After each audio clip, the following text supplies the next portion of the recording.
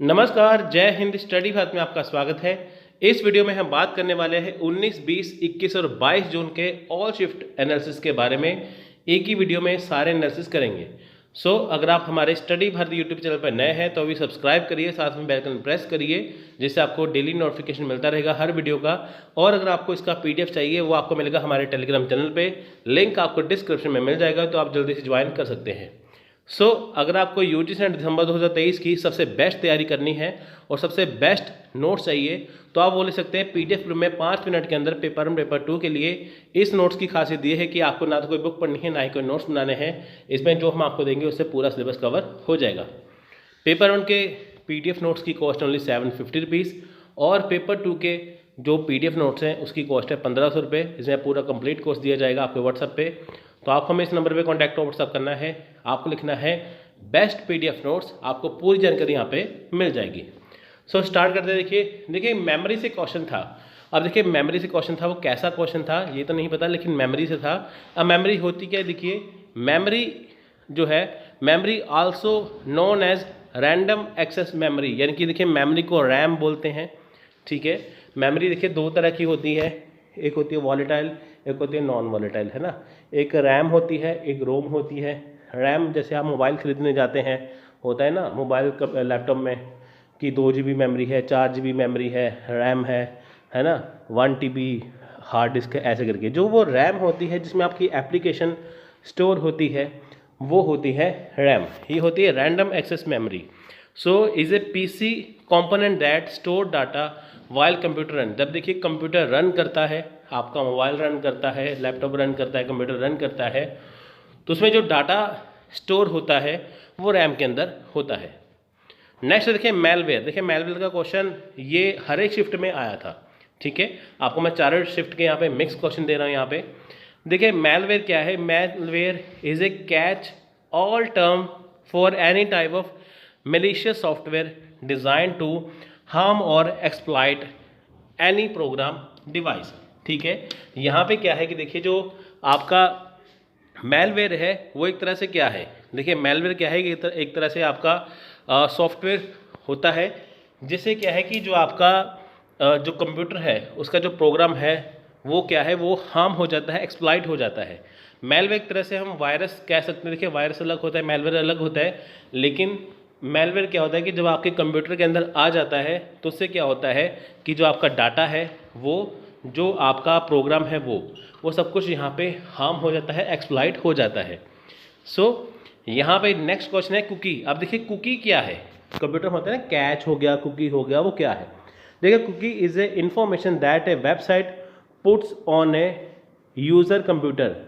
क्योंकि देखिए इन्फॉर्मेशन है जो वेबसाइट आपके कंप्यूटर के ऊपर दिखाता है। क्योंकि store limited information from A web browser session on A giving website that can be retrieve in the future. देखिए जब आप किसी वेबसाइट पे जाते हैं उसके अंदर जो छोटी छोटी जो लिमिटेड इन्फॉर्मेशन होती है वो कुकी के अंदर आ जाती है, जिससे आप क्या कर सकते हैं कि इन फ्यूचर कभी भी डायरेक्ट उस वेबसाइट पे जा सकते हैं। They are also sometime refer to as browser cookie, web cookie और इंटरनेट कुकी। होता है ना कुकी, कैचेस, ये क्या है कि इसे ब्राउज़र कुकी, वेब कुकी या इंटरनेट कुकी भी कहते हैं। इसमें क्या है, छोटी छोटी इन्फॉर्मेशन जो है वेबसाइट के रिगार्डिंग वो इसमें अपने आप आ जाती है, स्टोर हो जाती है, जिससे आप इन फ्यूचर में उसी वेबसाइट को दोबारा से ओपन कर सकते हैं।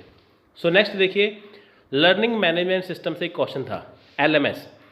देखिए लर्निंग मैनेजमेंट सिस्टम क्या है, ये सारे क्वेश्चन जो आपको मैंने अपने पढ़ाए हैं, फ्री वीडियोस में भी, पेड वीडियोस में भी आपको मैंने सब जगह पढ़ाए हैं। तो अगर आपने पढ़ा होगा तो आपका क्वेश्चन डायरेक्टली सही हो जाएगा। देखिए LMS क्या है, एक सॉफ्टवेयर है, software application for the administration, documentation, tracking, reporting, automation and delivery of education course, training program, materials and और लर्निंग एंड डेवलपमेंट प्रोग्राम। अब देखिए जो ट्रेनिंग लर्निंग प्रोग्राम होते हैं और साथ में एजुकेशनल कोर्सेज जो होते हैं उसकी ट्रैकिंग हो गया, डॉक्यूमेंटेशन, रिपोर्टिंग हो गया, ये लर्निंग मैनेजमेंट सिस्टम के अंदर आता है। ठीक है, आप कह सकते हैं जैसे मोबाइल ऐप होती है वो सेम चीज़। ठीक है, नेक्स्ट है बिब्लियोग्राफी। बिब्लियोग्राफी क्या है, देखिए बिब्लियोग्राफी ये रिसर्च का पार्ट है। देखिए bibliography is a list of writers by an author.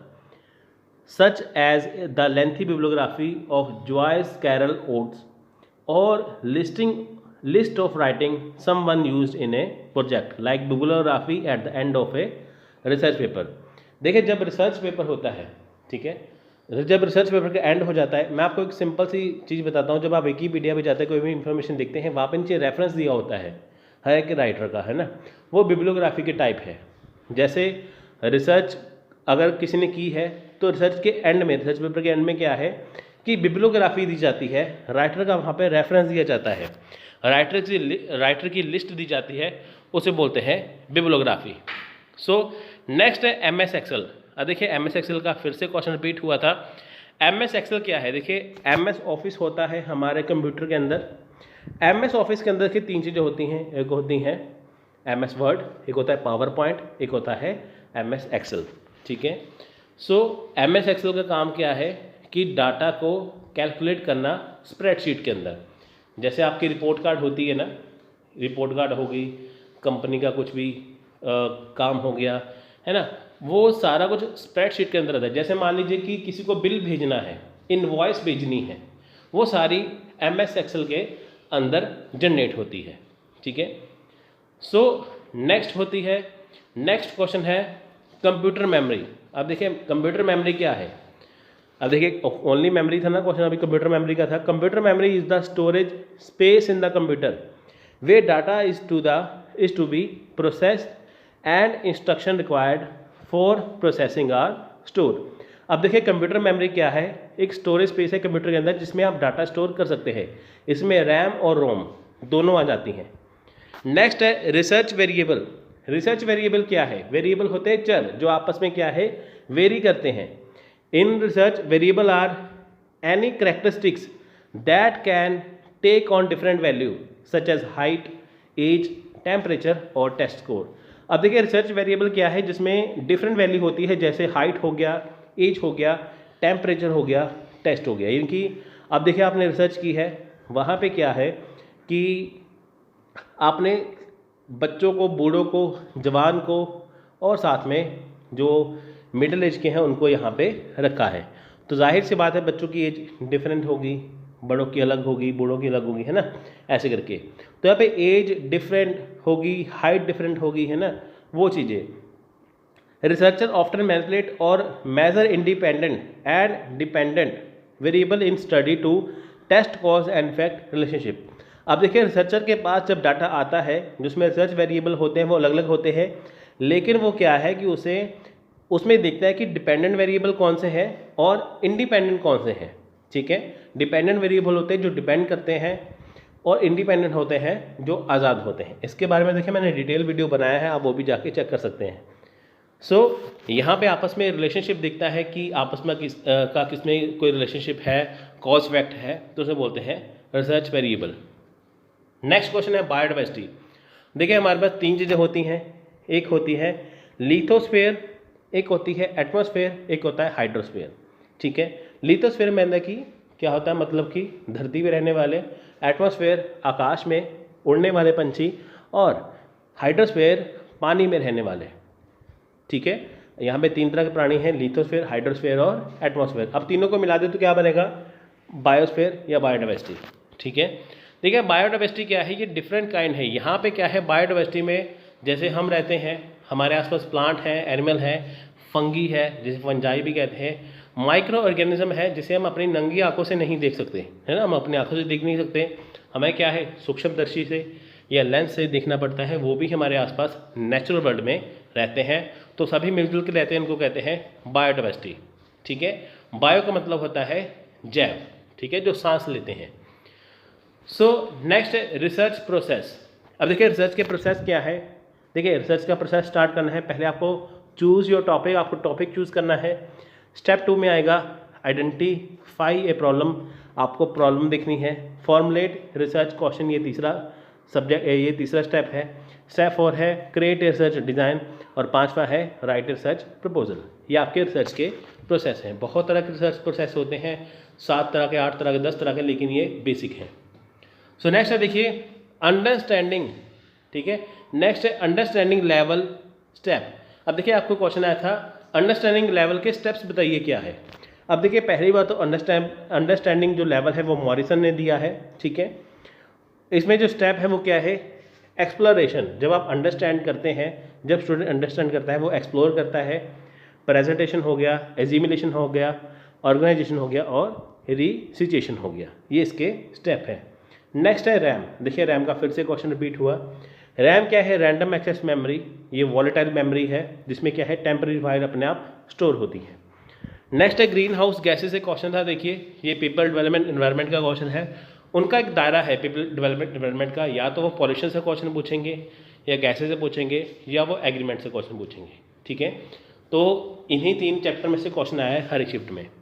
Green house gases कौन सी हैं, देखिए यहाँ पे क्या है green house gases, carbon dioxide, methane, nitrous oxide, hydrochlorofluorocarbon, ठीक है, HCFCS बोलते हैं, हाइड्रोफ्लोरोकार्बन, ठीक है, क्लोरोफ्लोरो है, एक फ्लोरो है। तो ये है इसके गैसेस जो कि ओजोन के लोअर एटमॉस्फेयर में पाए जाते हैं। सो नेक्स्ट है देखिए यहाँ पे रियो समिट। अब रियो समिट क्या है, देखिए the Rio Earth Summit was to produce two broad agenda and a new blueprint for international action on environmental and development issue that would help guide international cooperation and development policy in the 21st century। अब देखिए 21st century में जब हम रहते हैं यहाँ पे अर्थ summit क्या है, वहाँ पे एक कॉपरेशन है, इंटरनेशनल कॉपरेशन है, जहाँ पे क्या है इन्वायरमेंटल डेवलपमेंट के इशू जो है उसे रिजॉल्व करना, ठीक है। तो ये आती है रियो समिट के अंदर। सो नेक्स्ट है देखिए एयर पोल्यूशन। एयर पोल्यूशन क्या है, देखिए जैसे देखिए पोल्यूशन होता है, जैसे हमारे इंडोर या आउटडोर इन्वायरमेंट जो होता है जिसमें हम सांस लेते हैं, उसमें केमिकल, फिजिकल या बायोलॉजिकल जो एजेंट होते हैं उसे बोलते हैं एयर पोल्यूशन। यानी कि जो हमारी अंदर की हवा, घर की या बाहर की हवा गंदी हो जाती है, उसमें हार्मफुल बैक्टीरिया आ जाते हैं, ठीक है, तो उसे बोलते हैं एयर पोल्यूशन। सो पॉल्यूटेंट्स क्या है, देखिए पॉल्यूटेंट्स क्या है, इसका क्वेश्चन भी आया था। जो हार्मफुल मटेरियल होते हैं पॉल्यूशन के अंदर तो उसे बोलते हैं पॉल्यूटेंट्स, यानी कि जिनके कारण पॉल्यूशन फैलता है उसे बोलते हैं पॉल्यूटेंट्स। सो नेक्स्ट देखिए यहाँ पे हमारा क्वेश्चन है फ्लिप क्लासरूम। फ्लिप क्लासरूम देखिए क्या है, a flip classroom is an instructional strategy and a type of blended learning which aim to increase student engagement and learning by having peoples complete reading at home and work on live problem solving during class time. अब देखिए flip classroom में क्या है, flip का मतलब है होता है चेंज करना। ये एक ब्लेंड लर्निंग है। ब्लेंड मतलब होता है कि मिक्सचर, ठीक है, ब्लेंड होता है मिक्सचर। तो ये वो तरह की जो लर्निंग होती है, इसमें क्या है कि स्टूडेंट को एंगेज किया जाता है पढ़ने के लिए, ठीक है। यहाँ पे देखिए पढ़ने के लिए उनको घर से काम दिया जाता है, जब वो काम पूरा कर लेते हैं फिर जब वो क्लास में आते हैं तो उनके जो डाउट्स होते हैं वो क्लास में सॉल्व किए जाते हैं। सो नेक्स्ट है देखिए इप्सेटिव असेसमेंट। इप्सेटिव असेसमेंट देखिए क्वेश्चन है आया था, आपको पता है कि जैसे इप्सेटिव असेसमेंट क्या है, देखिए ये वो होती है कि जब मान लीजिए कि किसी स्टूडेंट को पास किया जाता है उसके यानी कि जो पुराने रिकॉर्ड के आधार पे। अब देखिए जैसे कोरोना आया था, उसमें क्या था कि जैसे मान लीजिए आप फाइनल ईयर में हैं या सेकेंड ईयर में हैं, तो आपको पास किया गया आपके पिछले रिकॉर्ड के आधार पे, तो उसे बोलते हैं इप्सेटिव असेसमेंट, ठीक है। नेक्स्ट है solar energy. Solar energy is any type of energy generated by sun. अब देखिए सोलर एनर्जी क्या है, एक तरह की एनर्जी है जो जनरेट होती है सूर्य के द्वारा। Solar energy is create by nuclear fusion that take place in the sun. अब देखिए सोलर एनर्जी कैसे क्रिएट होती है, न्यूक्लियर फ्यूजन के द्वारा सन के अंदर, ठीक है। सूर्य से निकलने वाली ऊर्जा को कहते हैं सोलर एनर्जी। सो देखिए लास्ट क्वेश्चन है क्लासरूम कम्युनिकेशन। क्लासरूम कम्युनिकेशन आपको मैं सिंपल तरीके से बताता हूँ। देखिए 3 तरह का है, verbal, non verbal and written. Verbal क्या होती है, जहाँ पे बोलकर या लैंग्वेज द्वारा जो डाउट्स है वो क्लियर किए जाते हैं।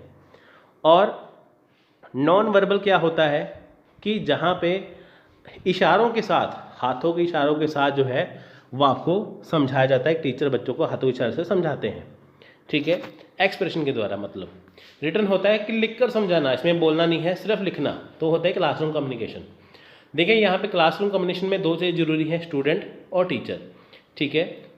टीचर जो होते हैं सभी स्टूडेंट को पढ़ाते हैं, बच्चे आराम से सुनते हैं, होती है क्लासरूम कम्युनिकेशन। सो देखिए ये आए थे क्वेश्चन तो आपको मैंने एक वीडियो में बता दिए।